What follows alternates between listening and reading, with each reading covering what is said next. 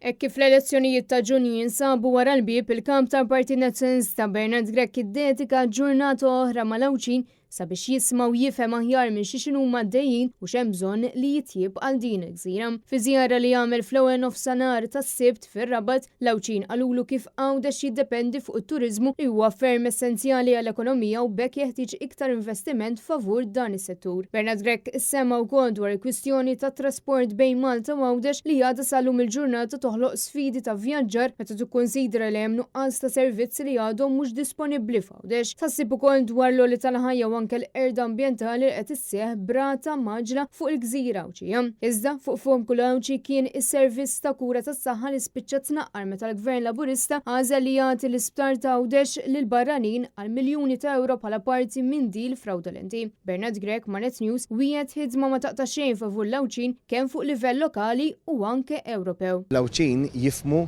illi kien hemm gvern illi fl-2015 wedhom li se jkollhom isptar ġdid, imma flok għamel hekk ta' 400 miljun lil kuntratturi barranin frodisti u l-isptar ġdid ġewwa Għawdex baqa' ma sarx. U għalhekk Lawċin jgħidulek aħna maħniex ċittadini ta' tieni klassi u nippretendu illi ninataw ir-rispett u d-dinjità illi jixirqilna. Mhux aċċettabbli illi ikollok pazjent Awċi illi jagħmel is-sigħat biex jasal ġewwa Mater Dei biex jieħu trattament li faċilment kieku jista' jingħata ġewwa Għawdex kieku sar l-investiment meħtieġ. Matul iż-żjara li għalija kien akkumpanjat mis-Segretarju Ġenerali tal-Partit Nazzjonalista Michael Piccinino u diversi deputati u kandidati tal-Kunsilli Lokali u tal-Parlament Ewropew. Bernard Grech żar il-klabb ta' Victoria Hotspurs fejn magħhom tkellem dwar il-viżjoni tal-Partit Nazzjonalista tal-Isport. U ġie preżentant ger tal-klabb bħala tifkira ta' żjara. Bernard Grech żar ukoll l-eks Ministru għal Għawdex u ex Speaker tal-Parlament Malti Anton Tabone.